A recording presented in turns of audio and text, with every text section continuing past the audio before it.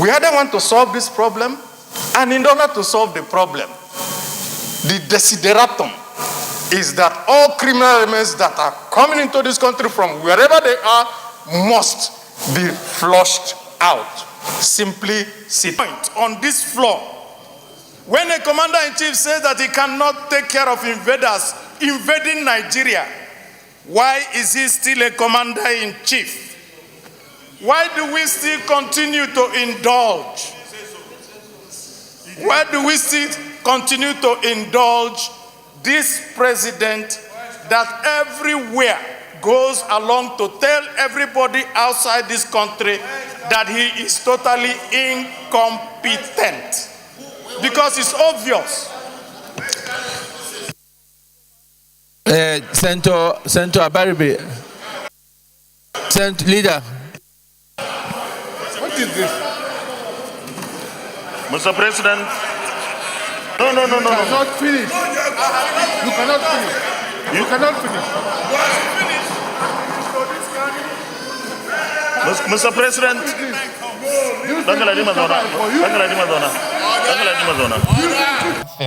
What are the right things? We take only one example. The governor of Kebbi said that somebody ordered troops out and people were kidnapped. Till today, nobody in Nigeria knows what happened. And no question has been asked. And we are sitting down here as a parliament and we turn and we talk. Yet, somebody is responsible. If I'm the commander-in-chief, I will call the army commander in that place and the head of the army and say, if you don't get me the head of this person, who withdrew the troops to put all these children in jeopardy? Then you make an example of him. That is how a country is run. I don't want to say anything until I heard certain things on this floor, and I felt that we needed to clear that. I'm an Igbo man, and our people say that when the traditional healer is making medicine for the eye, that he shouldn't find pepper nearby. Because any pepper that goes into the eye means that that medicine will not work. Mr. President, distinguished colleagues, I want to talk specifically on the matter of whether people were being sent away. No Nigerian is being sent away from anywhere. Criminals are being sent away from the forest where they are. And so, when we now come here and say, some people, after doing this thing and they're sending people away, you send the wrong message out. The message is simple. The police IG has told us these are criminal elements coming from outside Nigeria. And what we should ask ourselves is, if somebody is a criminal and he is in the forest, what is he doing inside there? And we want to paper over matters of this nature to please whatever. What we want to say is simple. We either want to solve this problem, and in order to solve the problem, the desideratum is that all criminal elements that are coming into this country from wherever they are must be flushed out. Simply sit of killings all over several states of Nigeria. Failure of governance. This chamber has also discussed in detail matters that have to do with the lives and the livelihood of Nigerians. And I recall, Mr. President, distinguished colleagues, that on the matter of herdsmen versus farmers, that an explanation, two explanations were given.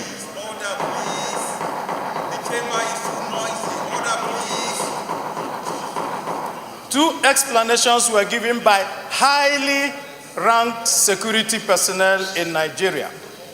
First of all, the Inspector General of Police said that these killings were as a result of laws being passed by states. Secondly, the defense minister said that these killings were also as a result of the blockage of routes through which these herders were to move their cattle. And we continued to look at all these explanations. Mr. President, yesterday in London, the Commander-in-Chief of the Armed Forces of Nigeria and the President of Nigeria said that these killings were as a result of the people who were trained by the late Muammar Gaddafi. And so, implying that these people who are doing these killings in Nigeria are invaders from outside of Nigeria. And if he says that they are invaders from outside of Nigeria, what it means is that it now validates my last point on this floor. When a commander-in-chief says that he cannot take care of invaders invading Nigeria, why is he still a commander-in-chief? Why do we still continue to indulge? Why do we still continue to indulge this president that everywhere goes along to tell everybody outside this country that he is totally incompetent? Because it's obvious. Senator Abaribe. Leader. What is this? Mr. President. No. You cannot finish. You cannot finish. You cannot finish. Mr. President.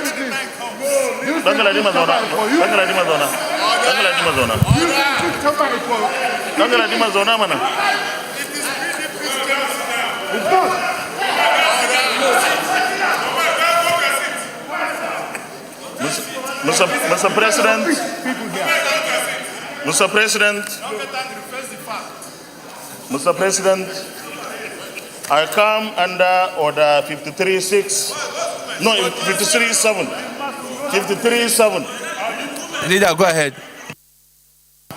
With your permission, please. Finish what? Please.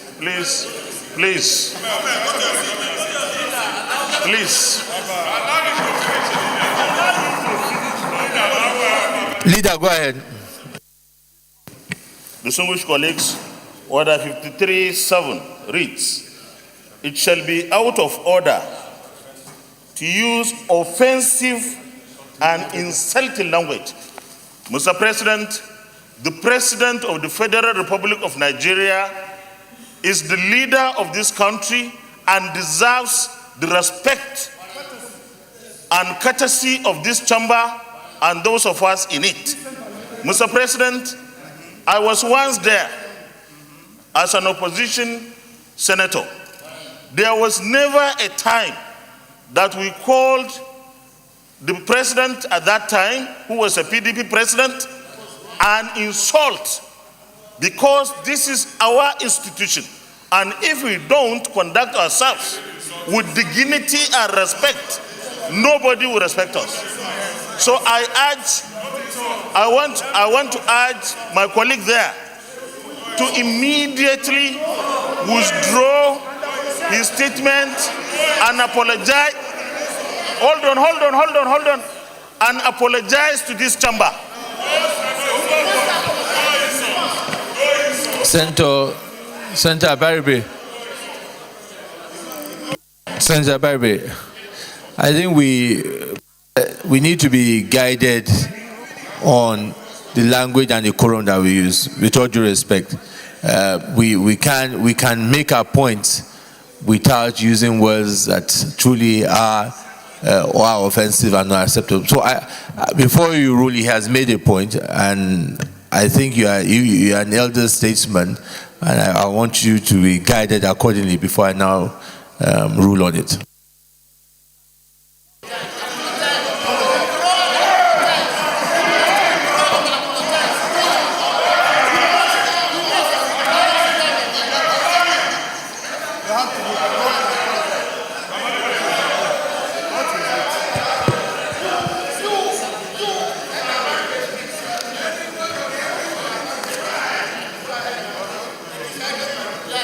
Thank you, Mr. President. I am very well guided by you, and I say, Mr. President, that there are words that there are no other alternatives to. And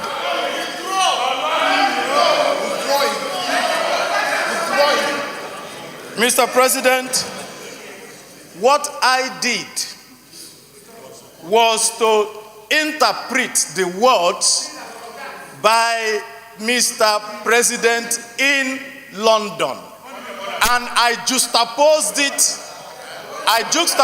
it with the explanations here. So now what it tells me is that there is a conflict. No. Senator Abaribe. Senator Abaribe. Just let me just before. Senator Abaribe. My name is Abaribe, and I represent Abia South. The writer, George Orwell, made a very profound statement, which I will quote. He says that in times of universal deceit, telling the truth becomes a revolutionary act. We are being told every day to be patriotic. We are being told here that we shouldn't say anything against. We are being told that, oh, you shouldn't talk about the past. You should focus on the present. Yet, on this floor, rather than focus on what we are supposed to talk about, we go back to say, oh, during 2015, oh, the Chibok girls happened, and oh, we are now rescuing people. People were not rescued at that time. During Chibok, 17 local governments in Katsina were not having parleys with bandits. People in Kebbi were not leaving all the rural areas and coming to only the urban areas to stay. People in Niger were not being kidnapped. So why do we need to? At any time we need to talk about the present issues of today. We go back to start to look for excuse for our failures of today. I only want to say, let us do the right thing. We're not blaming this government for what they are finding itself, but it is the government in power, and they should do the right thing. What are the right things? We take only one example. The governor of Kebbi said that somebody ordered troops out and people were kidnapped. Till today, nobody in Nigeria knows what happened, and no question has been asked. And we're sitting down here as a parliament, and we turn and we talk. Yet, somebody is responsible. If I'm the commander-in-chief, I will call the army commander in that place and the head of the army and say, if you don't get me the head of this person, who withdrew the troops to put all these children in jeopardy? Then you make an example of him. That is how a country is run. A country is not run on pacification. A country is run on confronting issues. I rest my case.